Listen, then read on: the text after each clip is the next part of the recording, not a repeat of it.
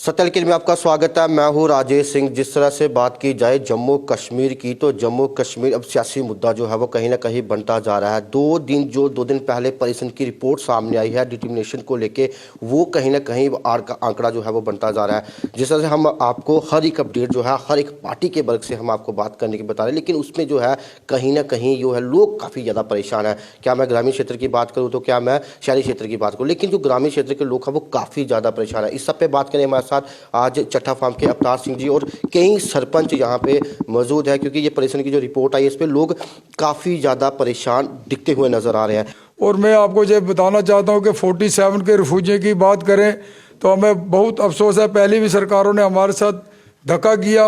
और ये जो नई सरकार आई थी बीजेपी से, हमें इनसे बहुत उम्मीदें थी।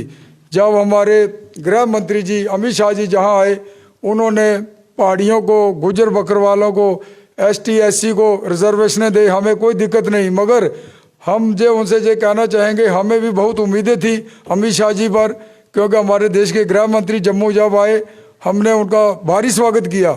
मगर मुझे बहुत अफसोस से ये कहना पड़ रहा है, हमारे रिफ्यूजियों को कोई रिजर्वेशन नहीं दी गई। उसमें हम मनाटी में जो कम लोग रहते हैं, खास करके हम सिख कम्युनिटी के जो लोग हैं, हमें सब अलग अलग जगह में बस हुआ है। कोई रजौरी में है, कोई पुंछ में है, कोई मेंढर में है, कोई सुंदरपानी में है, हीरानगर में है, बिश्ना में है, आरसपुरा में है।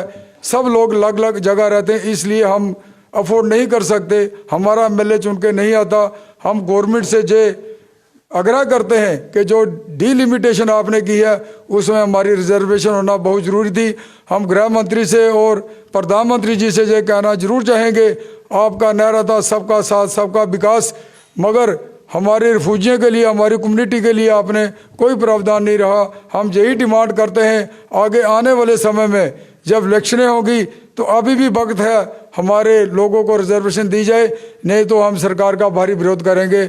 मैं अपनी तरफ से एक बार फिर प्रधानमंत्री जी और गृह मंत्री से आग्रह करता हूं कि क्योंकि लोग, हम गांव के लोग हैं, गांव के लोग रोज दिन भर दिन हमारे पास इकट्ठे होकर आ रहे हैं कि सरपंच साहब आपने एक बार भी बात बुलंद नहीं की। और आज मीडिया की राय में आपको ये आवाज़ पहुंचाना चाहता हूं कि हमारी रिजर्वेशन की जाए।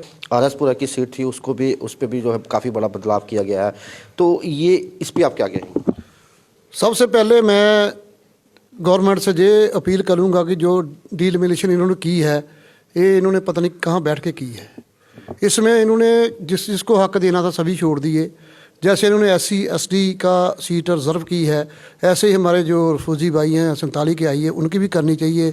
OBC को रिजर्वेशन देनी चाहिए, क्योंकि OBC भी SC के बराबर इस हमारे जम्मू कश्मीर में है, लेकिन उनके लिए भी कोई नहीं इन्होंने सीट रखी। मैं गवर्नमेंट से ये अपील करूंगा, गृह मंत्री साहब से या गवर्नर साहब से, कि जो हमारे 47 के रिफ्यूजी हैं, जहाँ हमारे सरदार भाई है, पहले दिन उन्होंने सभी ने को बांट दिए।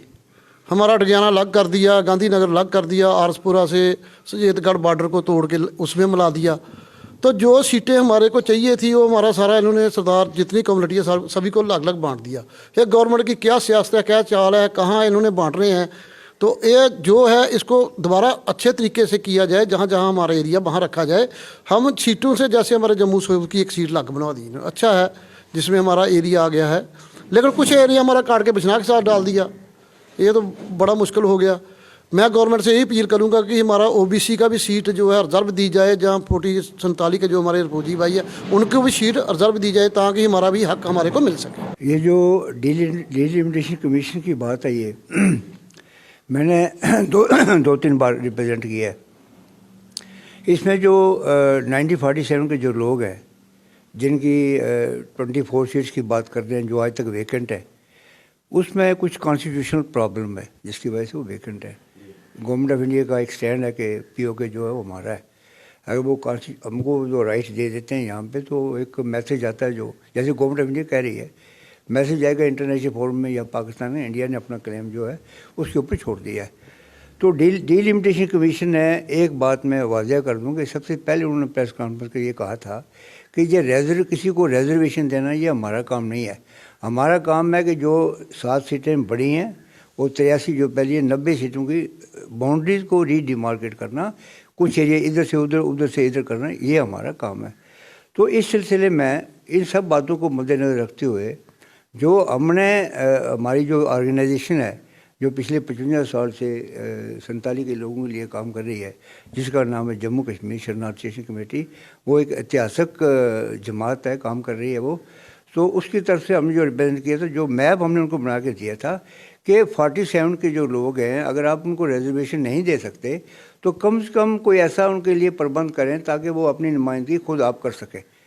उसके लिए हमने उनको ये कहा था कि एटलीस्ट जो नई 7 सीटें अब बढ़ा रहे हैं, इसमें से कम 90 में से 2 कॉन्स्टिट्यूंसी ऐसी बनाओ जिसमें 47 के लोगों की जो है वो कंसंट्रेशन आबादी वो ज़्यादा हो, ताकि वहाँ पे किसी भी पार्टी का जो कैंडिडेट खड़ा होगा वो मेजॉरिटी के जो लोग हैं उनकी मर्ज़ी से आएगा, तो वो हमेशा उनकी आवाज़ को रिप्रेजेंट करेगा। तो इस सिलसिले में हमने उनको 2 सीटें कहा था बनाने के लिए। एक तो हमने कहा था कि राइट फ्रॉम रानी बाग चौक से, जो एयरपोर्ट चौक से लेके दोनों रोड साइड के दोनों साइड, जिसमें चट्ठा है, चट्ठा मिल है, चट्ठा पिंड है, सारा पोर कैंप, गाड़ीगढ़, डिगियाना में सारा, प्रेम नगर, बीज नगर, अप टू सिंबल कैंप। हमने सिंबल कैंप कहा था इसमें एक होना चाहिए। इसमें तकरीबन 95% लोग या 90% लोग जो हैं वो 47 के हैं। और दूसरे को कहा था कि स्टेजगढ़ जो कॉन्स्टिट्यूंसी जो ओमिट की है उन्होंने, जिसको ख़त्म कर दिया है, उसमें तकरीबन 70% लोग जो हैं उसमें रिफ्यूजी हैं 47 के। हमने कहा था कि जो आरएसपुर कॉन्स्टिट्यूंसी है, अगर इसको आपने रखना ही है तो इसमें से जो एडजाइनिंग इलाके हैं 47 के लोग हैं जो स्टेजगढ़ कॉन्स्टिट्यूंसी के साथ मिलते हैं, आप उनको रीग्रुपिंग करके उन्हें रखूँगी। ये 2 कॉन्स्टिट्यूंसीज अगर आप रिफ्यूजी 47 के लोगों को दे दोगे, हमने बाकायदा एक नक्शा बना के उनको डिलीवरी कमीशन को जब जम्मू में आए थे उनको दिया था हमने। तो वो अब जो रिपोर्ट सामने आई है एसोसिएट मेंबर्स के माध्यम से जो आई है रिपोर्ट, आज मैं अखबार में पढ़ रहा था कि उन्होंने कहा था कि जब तक ये पब्लिक डोमेन में नहीं आती है तो हमारी सजेशन वो मतलब कि इस वक्त तक नहीं मानेंगे। फिलहाल तो वो जो मेंबर एसोसिएट मेंबर हैं वो अपने ऑब्जेक्शन दे रहे हैं, लेकिन हम भी ऑब्जेक्शन देंगे। हमने चिट्ठी लिखी है कल रंजना प्रकाश देसाई को कि 47 के जो लोग हैं उनकी नुमाइंदगी जो हम कर रहे हैं और हमें दिल्ली में बुलाया जाए बाकायदा।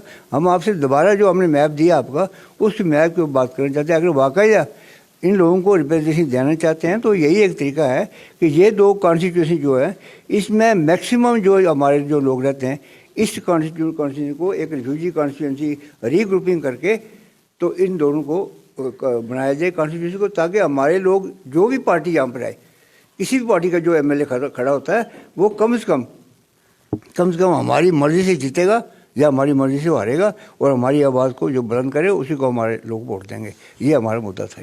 हर एक वर्ग को वहाँ बुलाया गया था, आपके भी बड़े अधिकारी वहाँ पे गए थे, तो आपको क्या लगता था कोई उसके बाद इस तरह की रिपोर्ट सामने आई? हमें सबसे बड़ा दुख तो ये है कि एक घर छोड़ने का दर्द जो कि 1947 में हम आधे लोग तो हमारे वहाँ पे शहीद हो गए, इस देश के लिए हमने कुर्बानी की।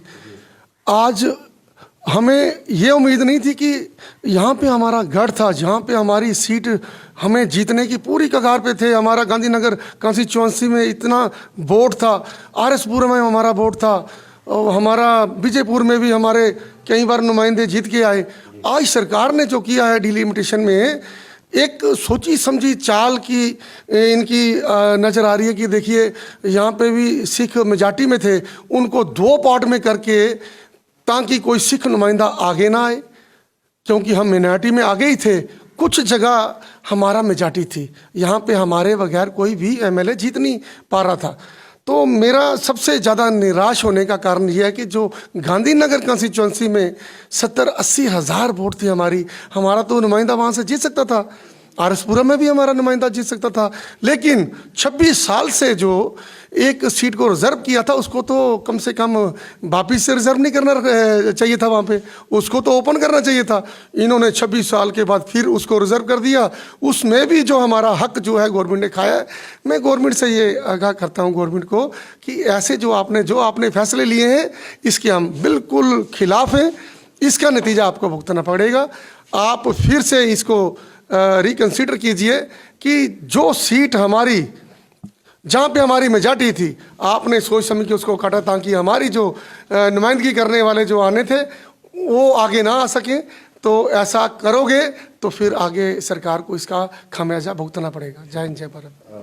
आपने देखा किस तरह से चट्टा फार्म जो आज पंचायत है चट्टा फार्म की, वहाँ पे कई सरपंच जो सिख कम्युनिटी के लोग थे, सरपंच पंच वहाँ पे इकट्ठे होकर जो उनकी सीट काटती है सिखों की, उसको लेके एक रोष प्रदर्शन जो था वो चल रहा है और वो आने वाले समय में एक बड़ा प्रदर्शन वो करने के लिए जा रहे हैं। और ये आज उनकी प्रेस कॉन्फ्रेंस थी और आज उन्होंने साफ तौर पर, जैसे हमने बात की सरपंच अवतार सिंह से और कई सरपंचों से, तो उन्होंने साफ तौर पर कहा कि हम जो है इसके लिए अपनी लड़ाई जो है वो लड़ देखेंगे। सत्यल की जय हिंद जय भारत।